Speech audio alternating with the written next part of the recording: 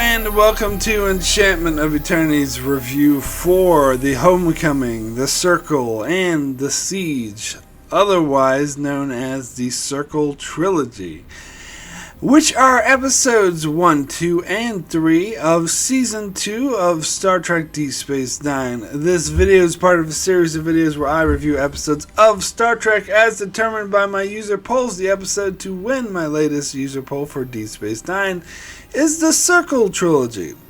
So the Circle Trilogy talks about a splinter group that wants Bajor for Bajorans, and they hate all non-Bajorans, trying to perform a coup to take over the Bajoran government, which is eventually successful.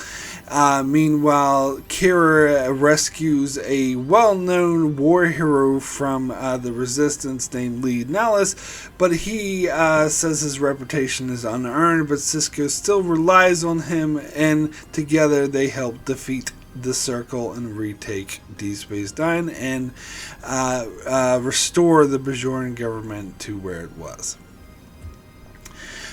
So yeah, that's the brief synopsis on this. Now, I gotta start by saying I always liked this three-parter. When it first came out, I was really enthralled. Of course, you gotta mention that this is the first three-parter in Star Trek, which is a huge deal, and it would become more commonplace later on. Where, of course, towards the end of Deep Space Nine, they would do long story arcs, sometimes, 7 episodes and 11 episodes, or no, 10 episodes, 7 episodes and 10 episodes, and then, of course, Enterprise would have a whole bunch of three-parters in its fourth season, and of course, its third season was just one big long story arc. And of course, Star Trek Discovery is completely serialized. So it become more sort of commonplace in Star Trek, but it was really seen as kind of bold for Star Trek at the time. And part of the reason they did it is because they did want to sort of set itself apart from Next Generation. In fact, that was Michael Pillar's sort of, his credence, his instructions for the writers for Season 2 is that we really need to differentiate ourselves from Next Generation and make it our own show. In Season 1, they actually kind of went out of their way to invoke Next Generation in order to attract more viewers, which is why you had a Q episode and a couple other episodes that weren't very good that were just trying to be like Next Generation. Whereas this season, they said, and these three-parter in particular, they said, let's focus on what makes Deep Space Nine unique.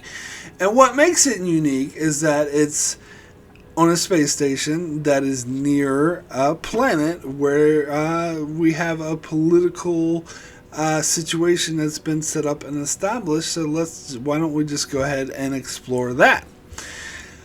Which they did. And so actually, as I said, I really like this three-parter. I think it's actually underrated. It's probably my favorite in Season 2 of Deep Space Nine. I think is well, not my favorite episode, that would be Whispers, but it's one of my favorite. I think it's definitely one of the strengths of early Deep Space Nine. Of course, Season 3, much like Next Generation Enterprise, Season 3 is when the show really got good, so the first two seasons are kind of subpar to that. But I actually think, and I've said this before, and I'm very clear that I think the first two seasons of Deep Space Nine are definitely better than the first two seasons of Next Generation, especially way better than the first two seasons of Enterprise, but Voyager is another story entirely. But anyway, so I always thought of this as a sort of a strength of the show. And so, in fact, when I did my top 50 Deep Space Nine episodes, I don't know if all 3 episodes, I think maybe the first one, Homecoming, didn't make it. Oh no, or maybe the third one, The Siege, didn't make it. I don't know. But at least 2 out of 3 of these three-parters made my top 50, and I know I got some disagreement from a few people saying, well, do they really deserve to be that high? And I think they do. I've always liked it. Now, I think what typically outshines the Circle Trilogy in Season 2, in particular with Deep Space Nine fans, is the two-parter, The Maquis, which most people more have turned to as the sort of the dramatic or action-packed height of season 2 of Deep Space Nine, but I've always disagreed with that, and one of these days I will review the 2-part of the Maquis, which I actually didn't like, to be honest. To me, it's average at best. In fact, I talked before about I'd made a direct comparison to this 3-parter in the Maquis, where they had a scene in the second episode of the 3-part of the Circle, where Kira's was abducted by the Circle, and Sisko and crew had to come rescue her, which seemed very similar. In fact, I think it was the same set, actually. Very similar to a scene in the Maquis where Gul Dukat is captured by the Maquis, and Sisko and crew had to go and rescue him. And I made a direct comparison to the two scenes, where I think the one in the Circle is actually far superior. I was more invested in it. I thought it was how to execute it, higher stakes. I don't know, the whole thing with Dukat just saying, shoot them! I don't know. But as I said, I'll review the Maquis one of these days, but I actually didn't like it as much as most people do. I actually much prefer this 3-part of the Circle. And I do think it is actually one of the highlights of season 2 of early Deep Space Nine, I should say. Now, one of the writers of the second episode, The Circle, is Peter Allen Fields, who is starting to become one of my favorite writers.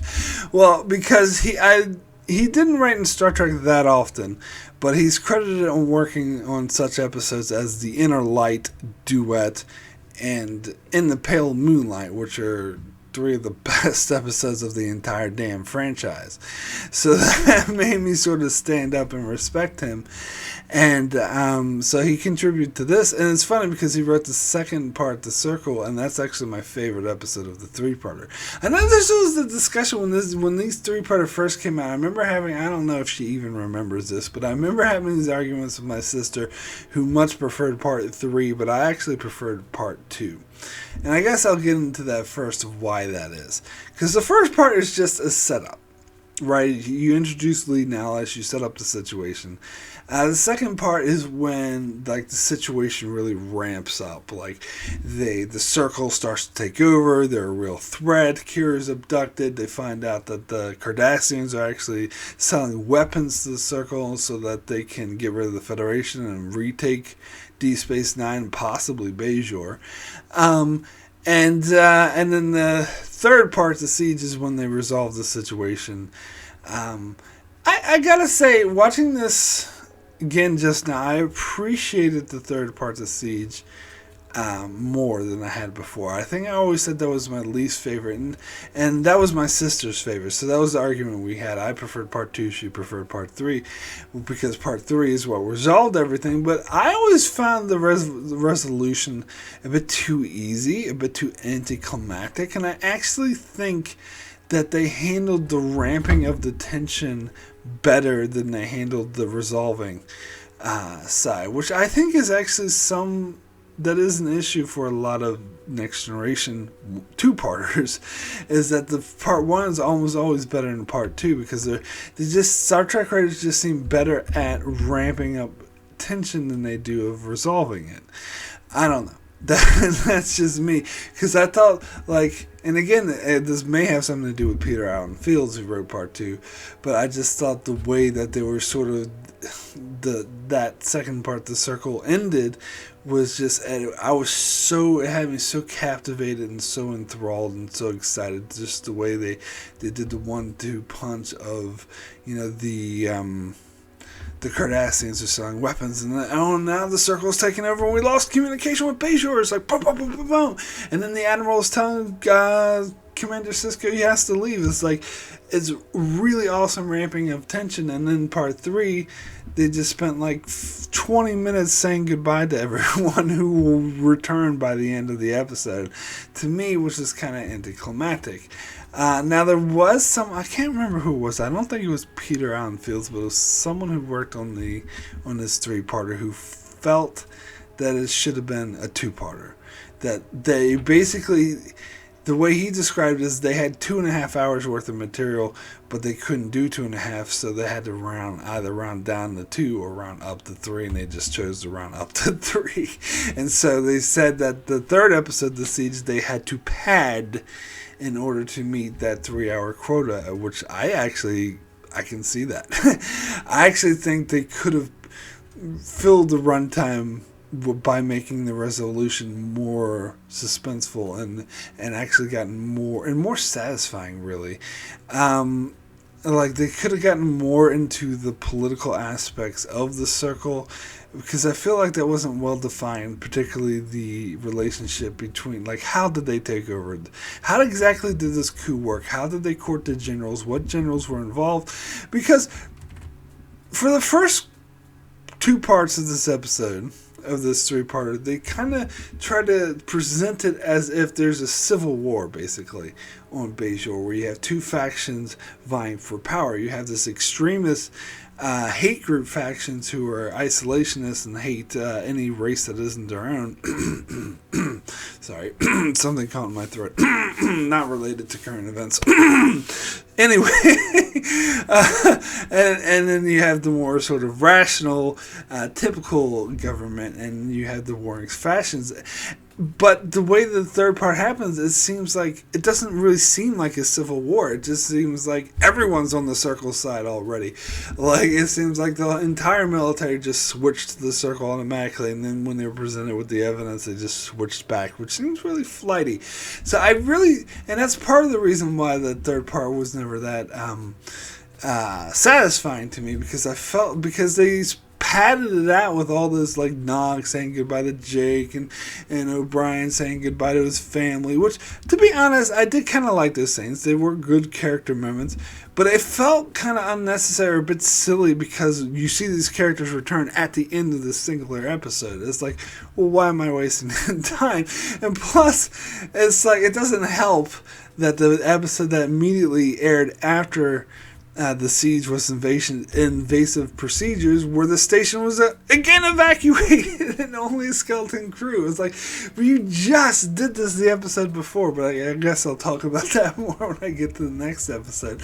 But it always makes me really disconnected and not caring about how we spent 20 minutes on these long goodbyes of characters who will be back by the end of the episode.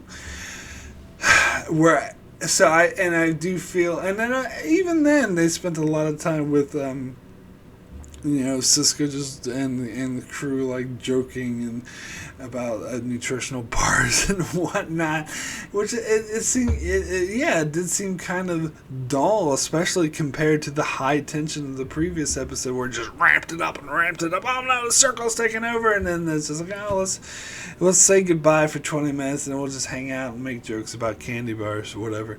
It didn't seem as satisfying, and I would have rather they spent more time explaining the political situation and getting more in depth on how exactly the Circle took over. But and I also thought it was too easy that how they actually won and repelled the Circle. Like, that scene was never really satisfying to me when Kira shows up at the not the Vedic Assembly, but the Minister of Chambers, Chamber of Ministers, said that backwards, the Chamber of Ministers, and Minister of Chambers, I guess it's the minister who has all these chambers, I don't know. Anyway, how they showed up, she showed up there and, like, here's the evidence, and Minister Jaro was like, oh, I will take this under advisement, I fully support this, and the next thing you know, they won. I think it should have been harder. I think there should have been more tension there. I think that Jaro should have, like, tried political maneuvering to try to, like, bury the evidence and have, like, an insurrection of his supporters storm the Capitol. Sorry, excuse me. and so I think it should have been harder for them to win, basically. And I think Jaro should have fought back more, because he was presented as this really deceptive, intelligent, and just swarmy, witty politician figure, and it seems like they defeated him way too easy. As Darth Vader would say, far too easy. Anyway, so that was also part of my issue with that. I think they should have had to do a bit more political maneuvering rather than simply going, here's your evidence, you win, because, that should be enough. And I hear some people, well, if they got evidence that proves they're wrong, that's all you need. Real life has actually taught us otherwise, that people, smart, devious politicians can wiggle their way around facts. Facts don't really mean much. Like, for example, someone who clearly lost an election claiming they didn't, and thousands of people believe them.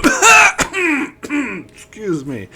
Anyway, so I think it should have been more difficult to defeat Jaro. Anywho,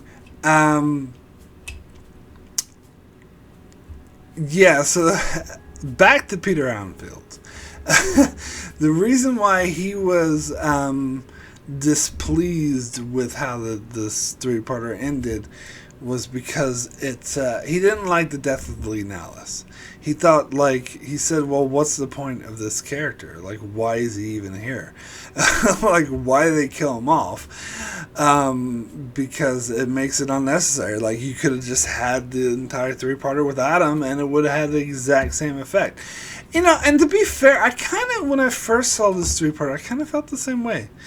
I felt like when it ended, and that's another reason why I didn't like the third part, is that when he died, I'm like, well, what purpose did he really serve? Was he really necessary?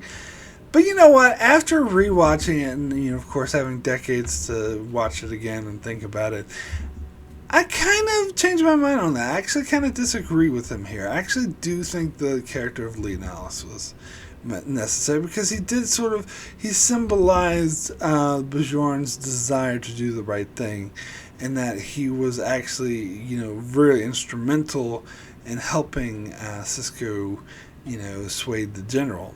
So, I don't know. I mean, and I do think his death was actually powerful, and I think he had a good character arc. Now, God, what the hell is his name? Ira Stephen Bear. He's the one who decided to kill off Lee Nallis, and he actually disagreed with Peter Anfield, and he felt like that Lee Nallis needed to be killed off to complete his character arc, because his whole thing was about not really wanting to help Bajor. He didn't think he deserved all the praise that he was getting, so he just wanted to leave, and so it's an arc for him to get to the point where he decides to give his own life to save Bajor, basically. I mean, he saved Sisko, but that was part of saving Bajor. So, and also I really love the sort of the arc that they had in the third episode alone, where Sisko and Lee Nallis have that conversation where Lee Nallis is like, I'll give my life for Bajor, and Sisko's like, oh no, that's easy, giving your life, that just gets you off the hook. Will you live for Bajor? And at the end, when he sacrifices himself to save Sisko, his last words are, I'm off the hook after all. I'm starting to tear up now. I actually think that was really powerful. That was really touching. So I gotta respectfully disagree with Peter Anfield's that Lee Nallis was an unnecessary character. And also, I also heard this opinion echoed in other reviewers that they felt like Lee Nallis, I heard several people say that he had no character arc, that he was unpointless. He was just there, and that's, to be fair, this is what Peter Anfield said as well, that he was just there, he's a good guy, and now he's still a good guy. Which I utterly disagree with, as I just lined out. He had a clear arc. He didn't want to be there. He wanted to leave. He doesn't think he tried to escape to the Gamma Quadrant in the first part, and he doesn't think he earned the respect that everyone's giving him, and it makes him feel awkward and unnecessary. And then and then he sees what's happening on Bajor, and he sees good people like Kara being abducted. He sees good people like Sisko losing, and he sees the wrong elements starting to take over Bajor, and he starts to stand up. And by the third episode, he's out making speeches to other Bajoran, telling them, "Where are you running to?" Which was that is a huge growth from where, and actually, I'm sorry, I'm going to actually have to say, not only are those people who say he has no character arc are wrong, but it's actually a very good, strong character arc. It's actually one of the best that Star Trek have ever done. In 3 episodes, he goes from, oh, fuck this place, I don't want to be here, let me escape to the Gamma Quadrant, to stepping up and doing the right thing, and willing to sacrifice his own life for Bajor. I thought it was a brilliant character arc, so I'm sorry, I'm going to have to... Actually, I would go as far as to say the people who say he has no character arc are objectively wrong. He clearly does have one. Now, whether or not that works for you, whether or not you think it's a good one, that's an opinion. In my opinion, it's a great one. But, if you want to have an opinion that it doesn't work, then, yeah, you have that opinion, but I would completely disagree with you on that one. So, God, what else is there to talk about? So we have... what was interesting about this 3-parter is that since it's focused on Bajor, we have a lot of characters who are like introduced, or maybe some that are reoccurring in this 3-parter who are Bajorans who are outside of our normal cast, and that does make it unique. But you do need that. Now we have 2 prominent figures that are only in this 3-parter, and they don't appear anywhere else. That's of course Lee Nallis, and it's also Minister Jaro. And they are the most prominent. And then there's also 2 important figures who were introduced before this episode and will continue reoccurring after this episode, and that's of course Vedek Baral and Vedek Winn. And then you have other characters who aren't even in all 3 parts, who are more sort of minor but just unique to this 3-parter, such as General Krim and Colonel Day. And it's funny that they got Steven Weber from the show Wings, and he's been in a few other things. So a somewhat known actor, they got him to play such a minor role such as Colonel Day, but he does a good job at it. But it's interesting because the actor who played Lee Nallis, trying to bring up his name, apparently he's a well-known actor. I've never heard of him, but apparently he's been around since like the 60s, and he was in like West Side Story and a few other things. He was in Twin Peaks just before doing this. And so the reason why they said they killed the reason why they gave for killing off Lee Nallis is because the actor was too expensive. So that they could only get him for this 3-part. So the producers, the studio, the execs said you can't get him anymore. He can't be a recurring character because he's too expensive. And so our Stephen Bear, if we can't get him again, we might as well kill him off. And I actually totally agree with that, because had he not been killed off and he never appeared again, I would be like, what the fuck? Where the hell is Lee Nallis? Why are you going to introduce Lee Nallis and not have him appear? What's going on? So actually, so that was actually a brilliant move for that. Now another... before I move on to the other guest star, I do want to address, and if I remember, I'm not sure if I remember this correctly, because my sister took down all of her videos from her channel, because it's when she was presenting as male, and it felt weird for her, so I can't remember what exactly she said, but I'm pretty sure that she thought that the actor who played Lee Nallis was absolutely terrible.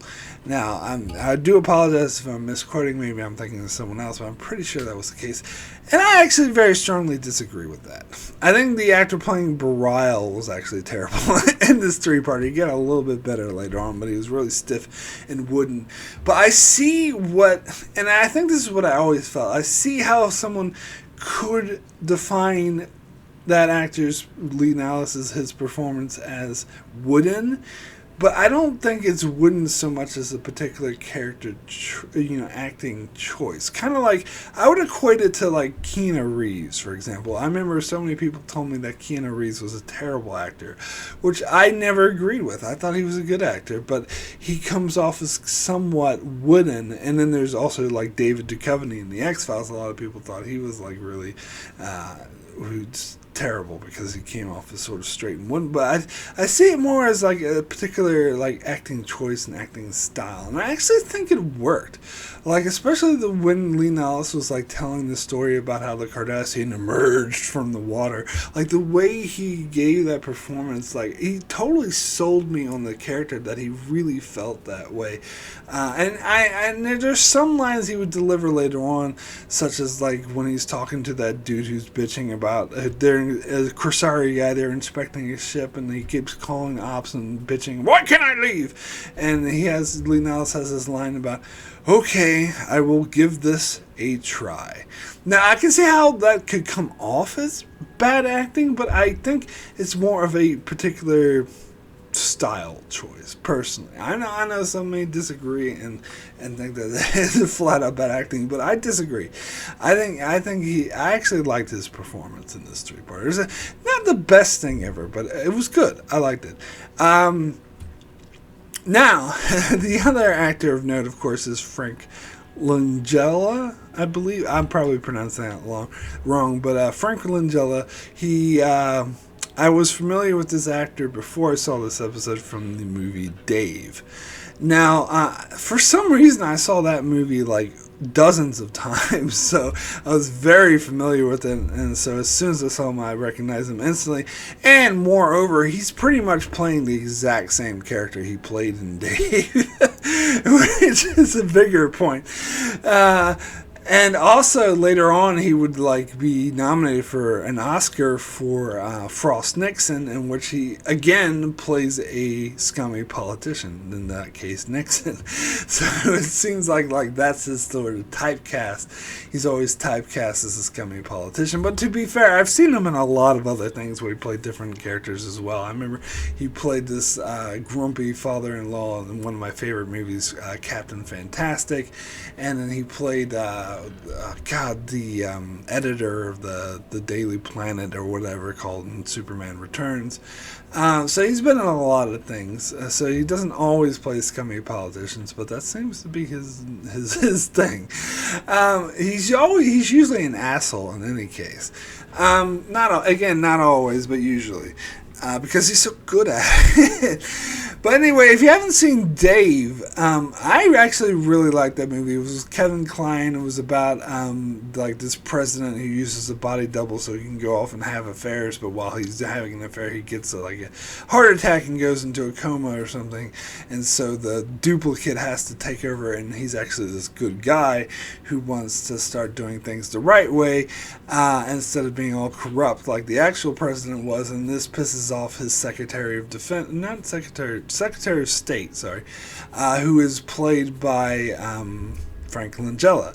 And so he becomes the villain of the movie because he becomes a political adversary because he doesn't like the fact that this guy is actually trying to do the right thing and not being corrupt. So he tries to discredit him, and there's a whole political battle ensues.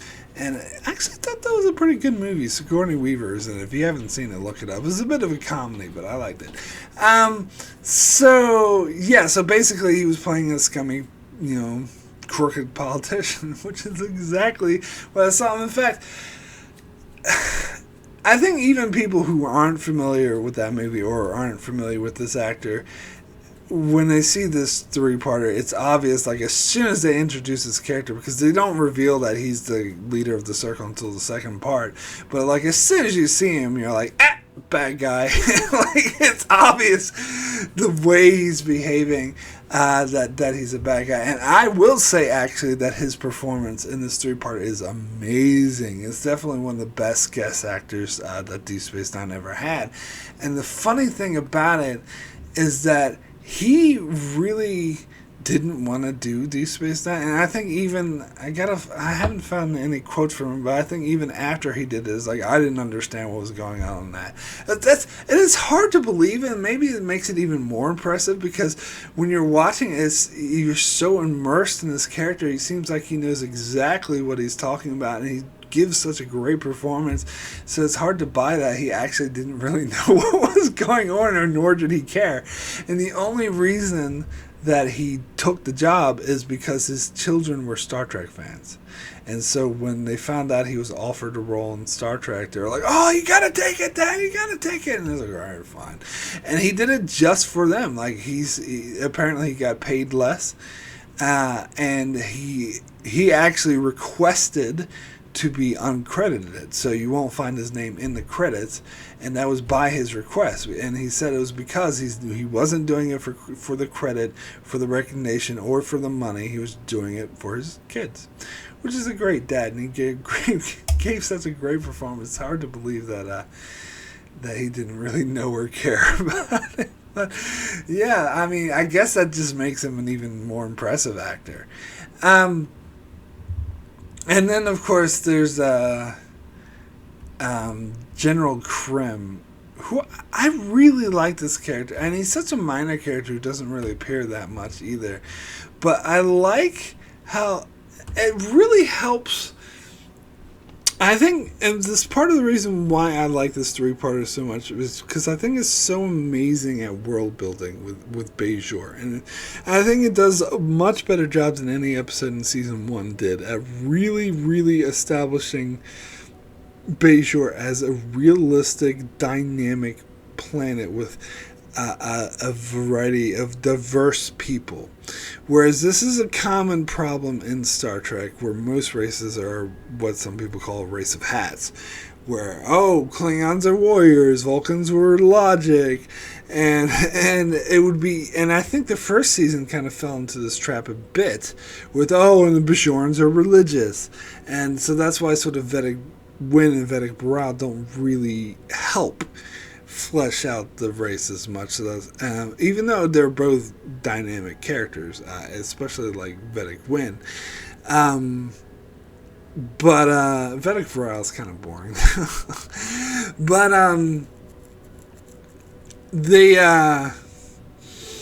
this three-parter does a much better job of really presenting this as like a realistic peoples and a realistic world with diversity.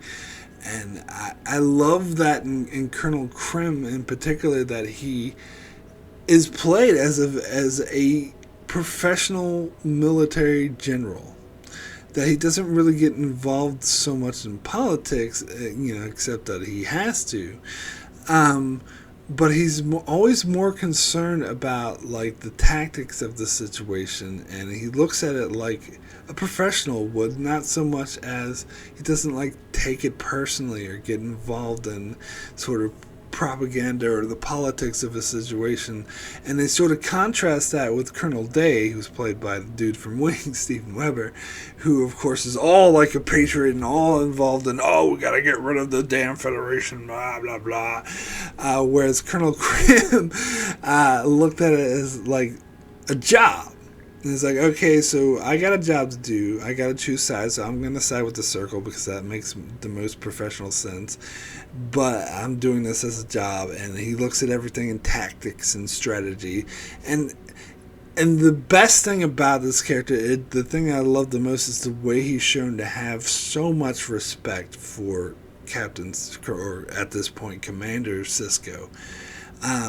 Because he can see that Commander Sisko is an intelligent, insightful military officer.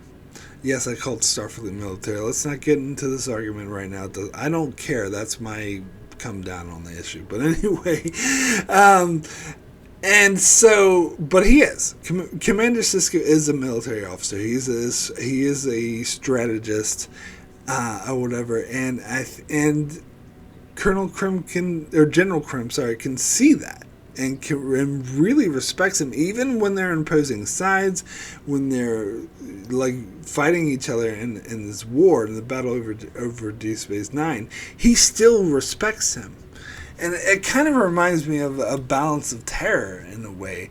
The way that the Romulan commander respected Kirk and could see the battle tactics even though they were blood enemies. And I love that. I think that is a really dynamic choice.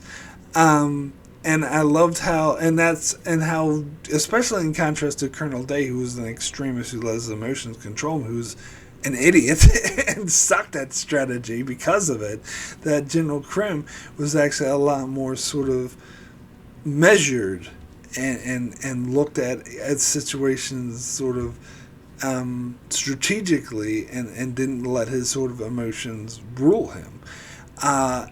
And that sort of makes him sort of the best kind of military general. And I loved the conversation he had with Sisko, where of course at this stage General Krim was just pretending to be on the provisional government side before he officially declared for the Circle, and because Sisko asked for him to return Major Kira to Deep Space Nine, and he's like, that's outside my purview. But then he says, because Sisko also gave him information about where the Circle was getting their weapons from, the Kashari, he's like, well, you could have tried to trade this information. You could have tried to trade the information for Major Kira, and Sisko's like, I wouldn't do that. And General Krim, you can see that General Krim respect for the man went whoop, way high. It seems like he probably only knew of Sisko vaguely from what he heard of maybe propaganda from the Circle or whatnot, of Federation outsiders or whatever.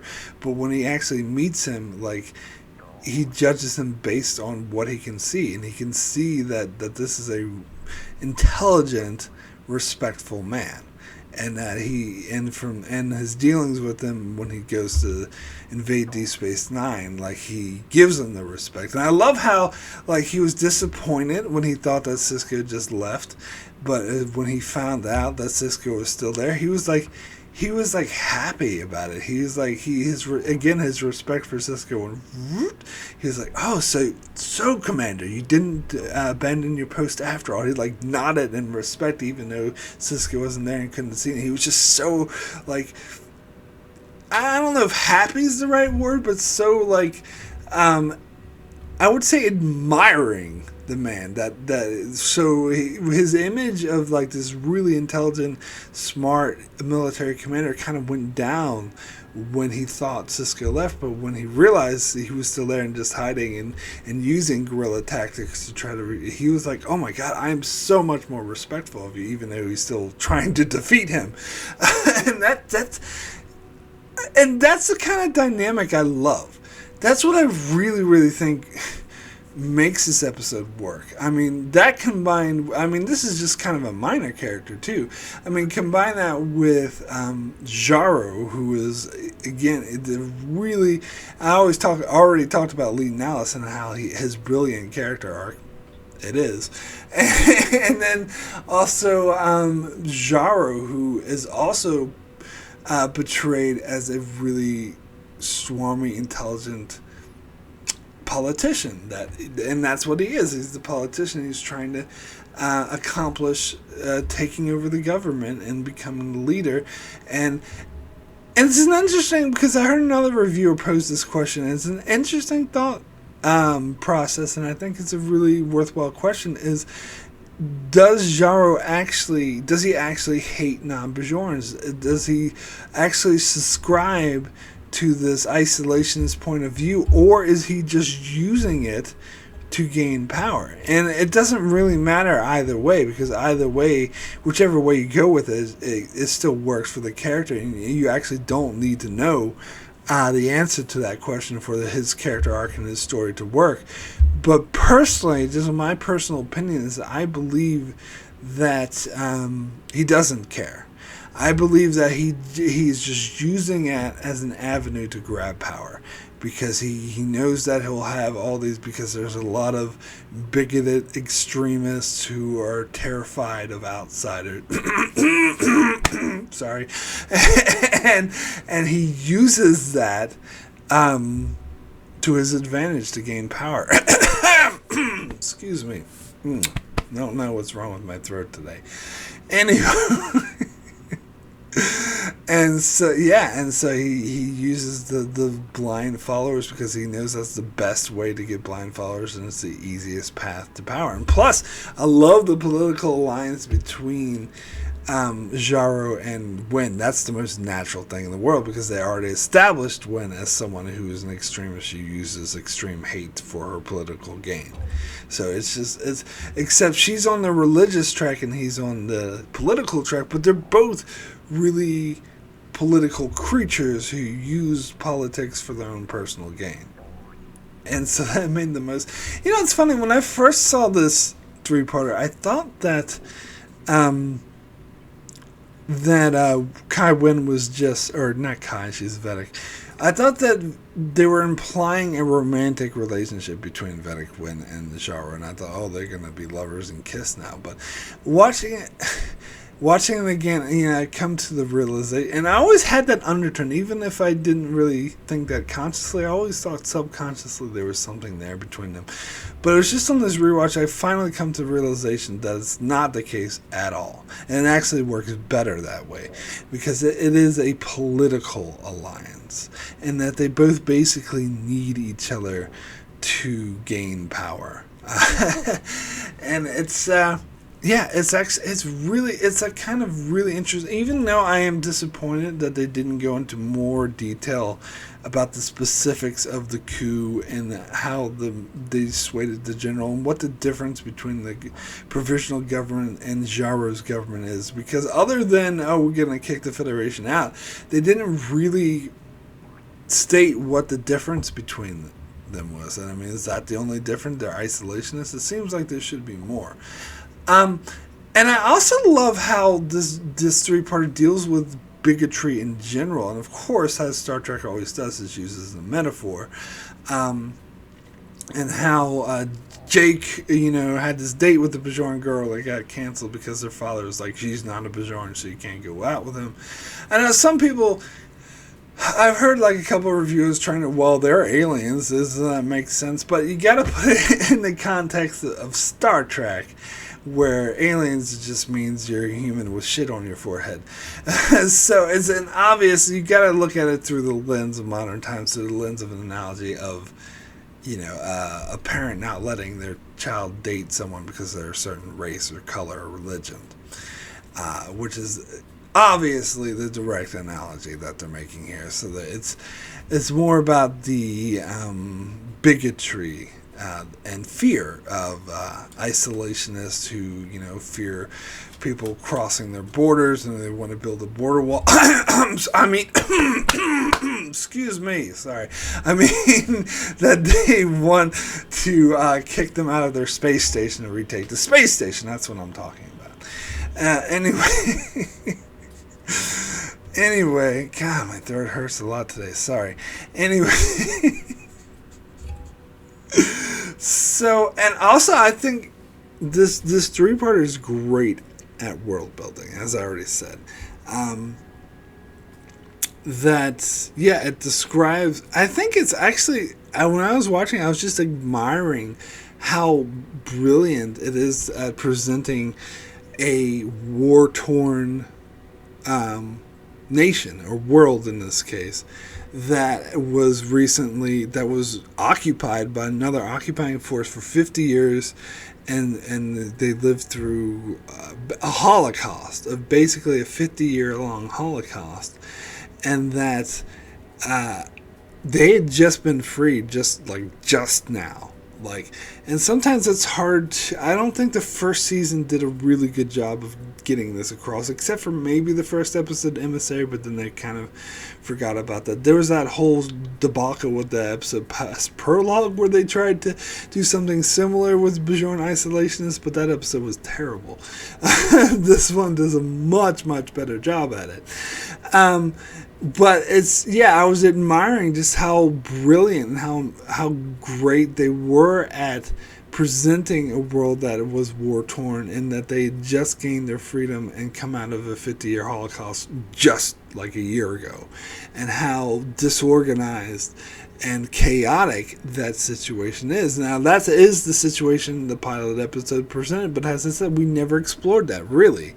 Not really. I mean, they did it a little bit in the hands of the prophets, but here they go full on into it, and I think they do such a good job. Now, granted, as I said, they could have went into more detail about the specifics, but I still think the general world building that they do of portraying a world that is just coming out of it and trying to find its footing, and there's a lot of vying factions, and there's extremists or whatever, and people who are more reasonable, like, that makes a lot of sense.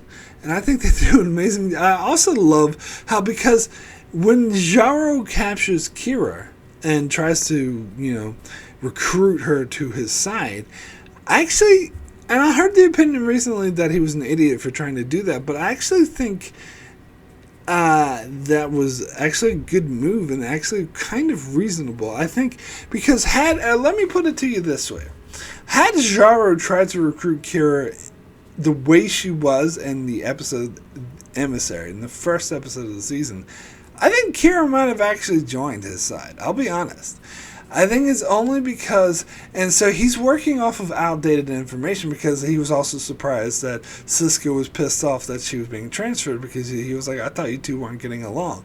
So it's clear that Jaro is kind of working off of outdated information, that he's going off of how it was at the very start of season 1, where, Sisko is a total ass to Kira for going around him to the Admiral, and the Admiral's like, she interrupted my staff meeting. Don't get me started on that. Fuck that Admiral staff meeting.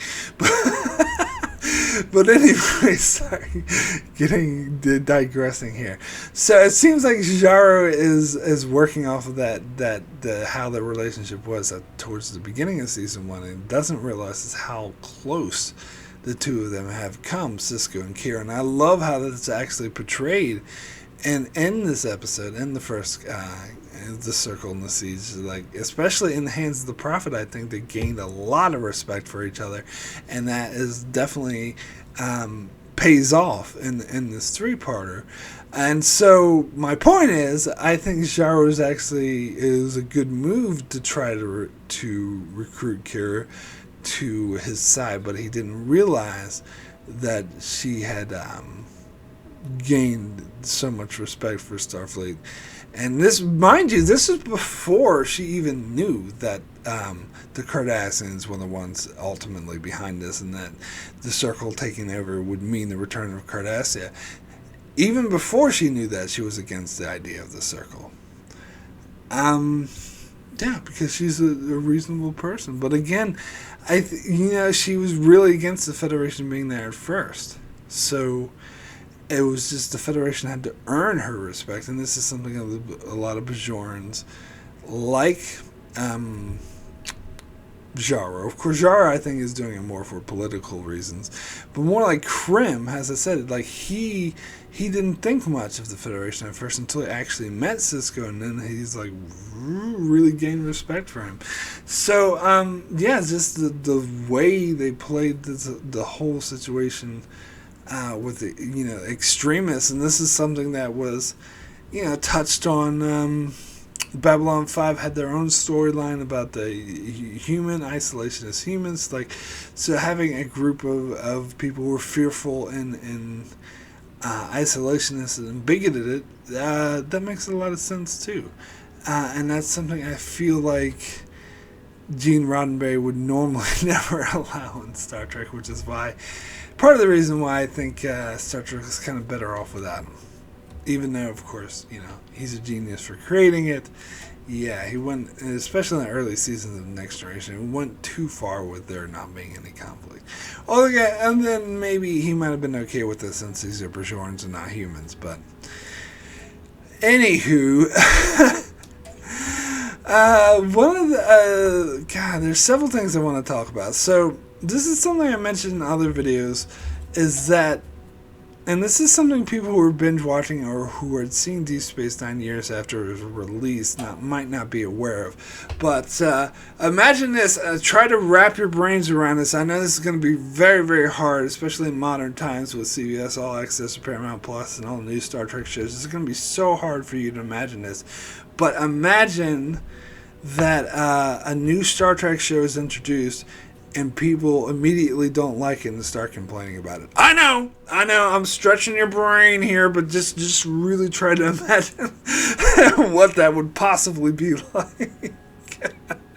Although if some of the younger people might have a hard time actually, like, not joking, imagining that being with Deep Space Nine, because Deep Space Nine is so widely accepted as part of Star Trek lore, which. But similar, and also Next Generation, of course, was met with like protests and letter campaigns. How dare you do this show? But Deep Space Nine similarly was also a lot of people. It struggled. A lot of people didn't like it to begin with. And what the hell is this? You're having a Star Trek show be stationary? It's about exploring space, dumbasses. But which is something I always disagreed with. But anyway. Part of the main complaint about, and in fact, when I mentioned this in my channel before, it was in reference to Discovery, because it was very similar, actually, because the main complaint about Deep Space Nine, Season 1, that people had is that it was too dark. That doesn't sound familiar. and that the Sisko is too much of a bully, and he's not a nice guy, and is just too dark of a show, and people are too mean, and this isn't the lighthearted Star Trek that I know. Yeah, I never heard that one recently. Anyway, and so, and this is something I noticed, like when Season 2 came out, they actually made, I don't know if you pay much attention to the set design, particularly the promenade, and you might be used to it because this is the way it was from Season 2 onward. But in Season 1, it was actually a lot more drab. It was visually darker, not just emotionally darker, and more bland. And then Season 2, they added a lot more lights, a lot more banners, a lot more like decorations and colorfulness. And it's kind of in the background. To be honest, the only reason I really noticed is because I read a TV Guide article that pointed this out. That pointed out that they purposely went out of their way to make it a brighter, more active, happier Star Trek show. But the one thing I referenced before that I always joked about is that about Sisko himself, about him being too dark or mean or whatever, is that in the first scene of Season 2, I feel like they really overcompensated for that and went way overboard. In fact, I remember mocking this before because Sisko is like all upbeat. And Jay comes up. It's like, Dad, you have a minute? It's like, for you, anytime, man. and then Kira is like, oh, Commander Sisko, I need to talk to you. And he's like, walk with me, Major. Have a drink. Do you want anything to eat? And he's like, Rectigino with a Capelline. Pew! And he's like, what can I do for you, Major?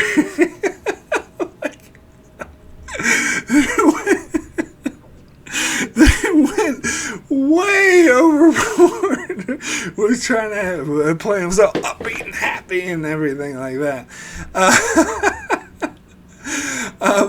Now, to be fair, they did kind of tone it down after that episode, especially that initial scene. Like the first time we're seeing him since Season 1. It's like almost like the writers were trying to say, all right, well, you're bitching about, you think he's too dark and he's too mean? Well, here we go. Let's go the exact opposite and throw it in your face. You want to run about? Oh, you're crazy, Kara.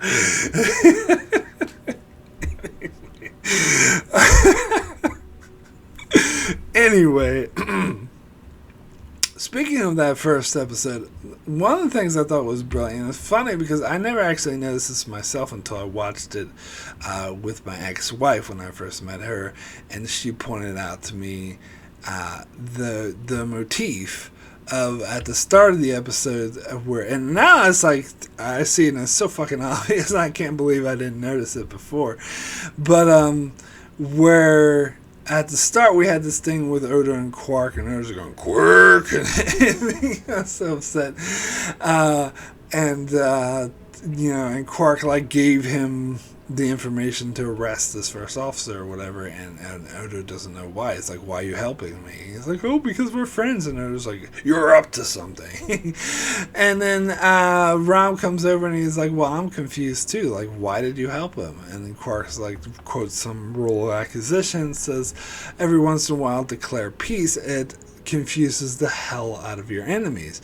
Now, I can't believe I didn't see that. That was perfect foreshadowing for what they were going to do with the Cardassians, because Kira goes to this prison camp and does a prison break and rescues a bunch of Bajorans, and all the other Bajorans and Sisko are freaked out how the Cardassians will react. They think, oh my god, you could start a war, this is going to be terrible. But Gul Dukat calls up and he apologizes. He's like, this is a violation, we shouldn't have had the prisoners, I'll return the rest of the prisoners for you, and I'm really sorry, and I hope this shows how friendly we are.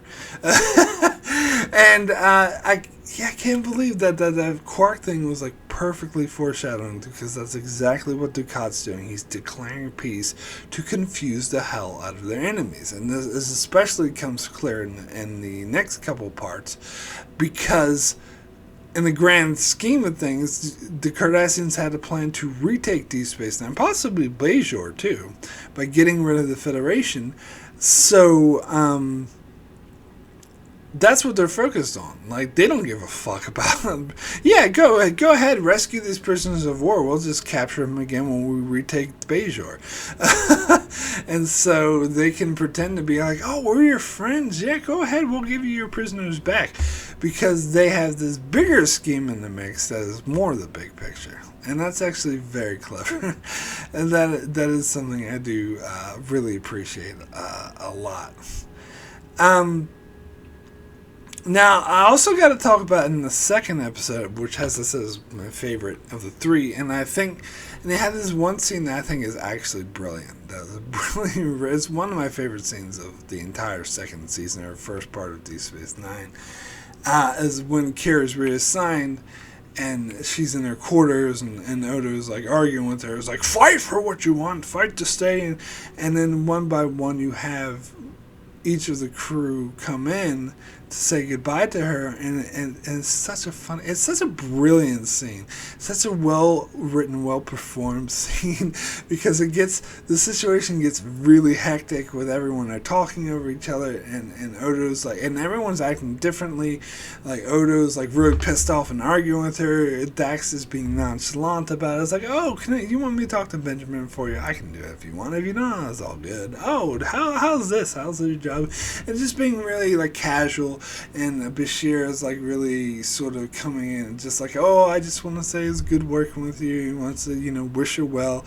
And O'Brien comes in, he's really, really timid, and he's just like, oh, should I be here? I don't know if I should even be here.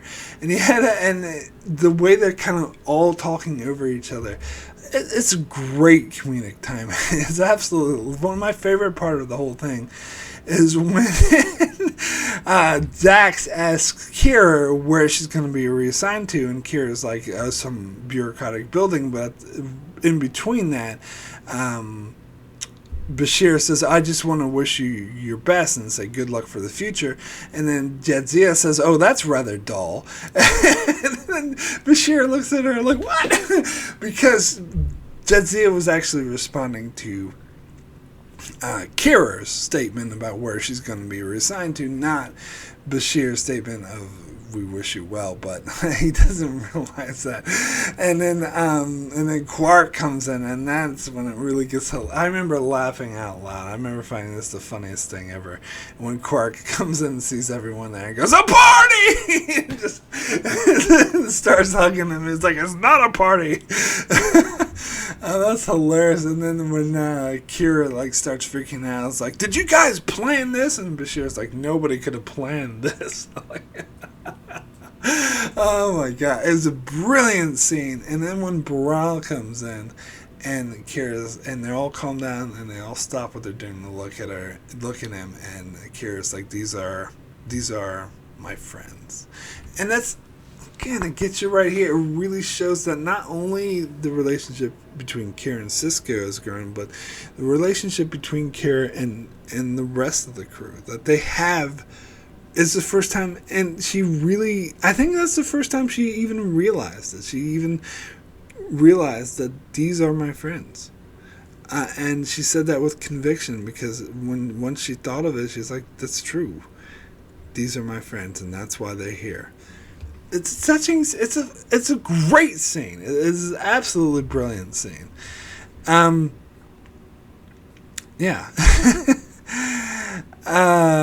Yeah. I wanted to think if there's anything else of this three-part I want to talk about before I go. Because it was quite brilliant. Oh, I guess I'll talk about in the third part how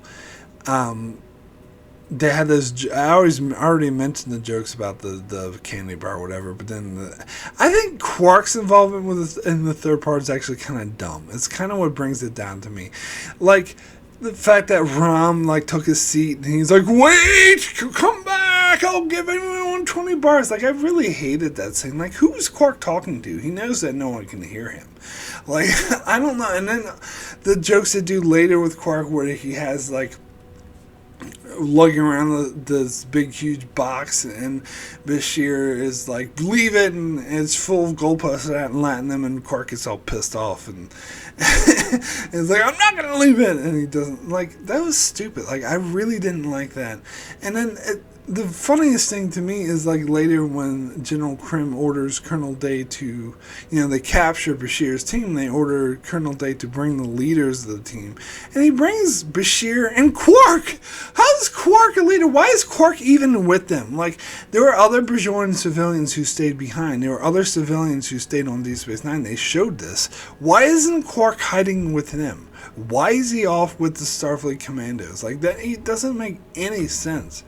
It's obvious why the writers did it that way, because they want to have this main character in the episode so he can make stupid jokes. But it doesn't actually. And why is he a leader? What? I don't know. I'm sorry, but that was really stupid to me. I didn't actually appreciate that very much. But anywho.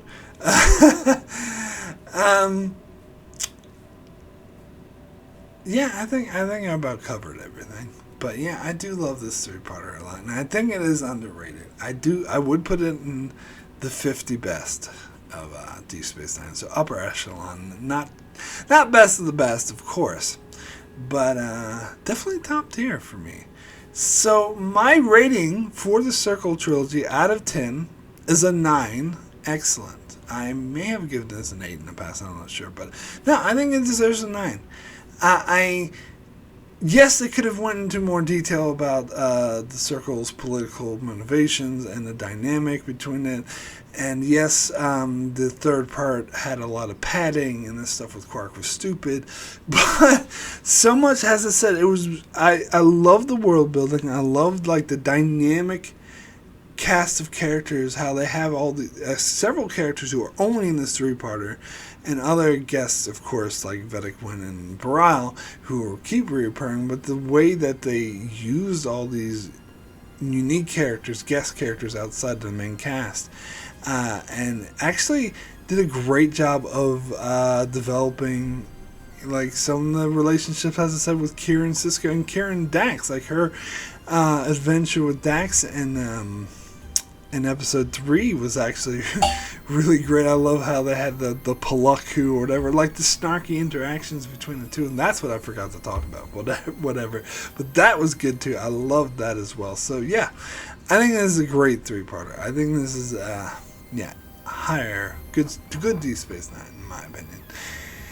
Anyway, that is it for my review of the Circle Trilogy. Be sure to check out my channel as I continue to review episodes of Star Trek as determined by these user polls. And I also cover other shows such as Better Call Saul, The Expanse, The Outer Limits, and more. So be sure to subscribe so you can keep up with all of that. And thanks a lot for watching.